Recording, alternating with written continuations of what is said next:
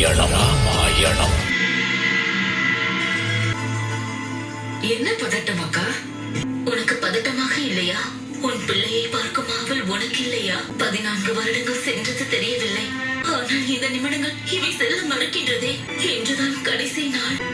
சூரியன் மறையத் தொடங்கினால் அவர்களின் வனவாசத்தின் இறுதி நாளும் முடிந்துவிடும்.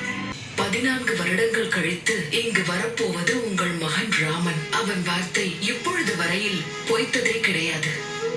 அரண்மனையின் முகப்பு வாயிலில் விளக்கேற்றும் நேரம் வந்துவிட்டது அக்கா. உன்னுடைய இத்தனை வருட கால உறக்கம் இன்று முடிவுக்கு வரப்போகிறது.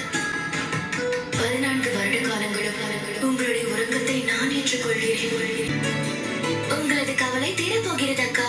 இப்பொழுது வரையில் நீங்கள் செய்த தவம், நீங்கள் செய்த வேள்வி, உங்கள் தியாகம் முடிவுக்கு வரப்போகிறது. அன்பின் அனைத்து எல்லையையும் கடந்து விட்டார்கள் அயோத்தி மக்கள். எடுத்துக் கூறி நம்பிக்கையை உண்டாக்க வேண்டும்.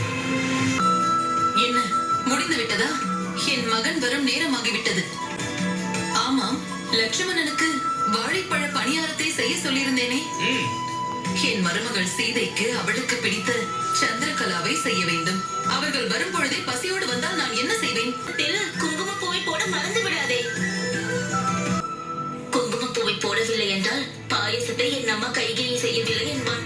குருகுலத்திலிருந்து வந்தாலும் மணமுடித்து வந்தாலும் வந்த உடனேயே அவன் கைகேயி அம்மாவிடம் உணவருந்த வேண்டும். அந்த நாள் வேறு சுமித்ரா. என்னால் பிள்ளைகளுக்கும் மருமகளுக்கும் எவ்வளவு வலியும் வேதனையும் உண்டாயிற்று. நம்முடைய முன்னோர்களை வணங்க வேண்டும். முன்னோர்களுக்கு பூஜை செய்து அவர்களின் ஆசையை பெற வேண்டும். அதற்கு அமாவாசையை விட சிறந்த நாள் இருக்க முடியாது. என் ராமனுக்கு, அயோத்தியின் அரசனுக்கு ஆசை வழங்க வருவார்கள். இலங்கை வந்தடையும் பாலம், அதில் உள்ள வியர்வை துளியும் நம்பிக்கை என்னும் மொழியையும் வெல்வோம் என்ற எண்ணத்தையும் சுமந்துள்ளது.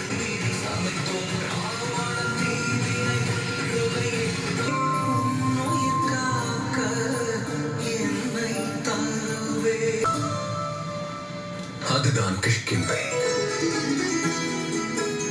இங்குதான் என் நண்பர் வானர வீரர் சுக்ரீவருக்கும் அவர் அண்ணன் வாலிக்கும் சண்டை நடந்தது. சுக்ரீவருக்கு நான் துணை புரிந்தேன்.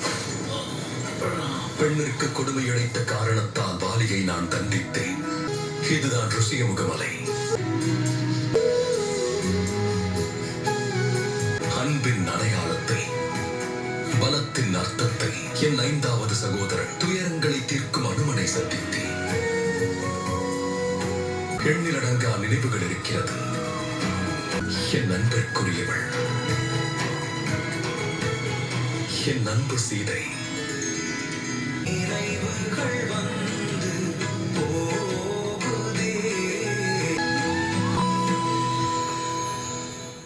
அயோத்தியில் நீங்கள் என்ன பார்த்தீர்கள்? எதிர்பார்ப்பை. மக்கள் தங்கள் அரசரை காணும் எதிர்பார்ப்போடு இருக்கிறார்கள். நம்பிக்கை எனும் இருளை போக்க நாம் நம்பிக்கை எனும் ஒளியை ஏற்ற வேண்டும். எங்கள் காத்திருப்பு ஏன் நீண்டு கொண்டே போகிறது அனுமான்? இதனால் கடந்து வந்த பாதையை தாயோடு பகிர்ந்து கொள்ள சென்றிருக்கிறார். பயணத்திற்கான நேரமா இது? நாம் பிரபு முனிவர்களின் ஆசியை பெற்றாரோ அந்த இடங்கள் எல்லாம் சான்றோர்களால் போற்றப்படும் இடமாகும். அப்படி அவர் இங்கு வரும்பொழுது களையிழந்து இருக்கும் இந்த அயோத்தி ஒளி பெற்று பிரகாசமாகும். ஆகையால் அவர் வருகையை கொண்டாடும் விதமாக நாம் அனைவரும் ஒன்றிணைந்து தீபங்களை ஏற்றி ஒளிபெறச் செய்வோம்.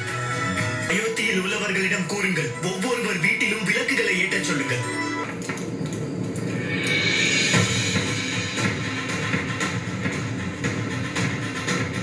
இதனால் அனைவருக்கும் தெரிவிப்பது என்னவென்றால் அயோத்தியின் நம்பிக்கை அயோத்திக்கு மீண்டும் திரும்ப போகிறது.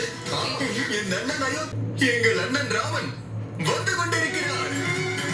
வாழ்க ராமன், வாழ்க சீதா, வாழ்க லட்சுமணன், வாழ்க ராமன். ராமன் மட்டும் வரவில்லை என்றால் நாம் உயிரை விடுவதை தவிர வழி இல்லை. அக்காவை நினைத்தால்தான் வருத்தமாக உள்ளது. இன்று மட்டும் லட்சுமணன் மாமா வரவில்லை என்றால் என்ன நடக்கும் என்று சொல்ல முடியாது. அப்படி சொல்லாதே ஸ்ருதகீர்த்தி. இதற்கு மேலும் சோகத்தை ஏற்றுக்கொள்ள இங்கு எவருக்கும் சக்தி இல்லை. இனி அவர் வழியில் எந்த ஒரு தடையும் வரக்கூடாது.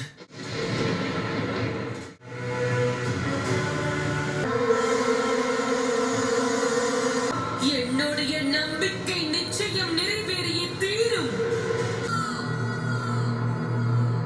அண்ணா! இன்று அந்த சகோதரி உன்னை சந்திக்க வந்திருக்கிறாள் அண்ணா.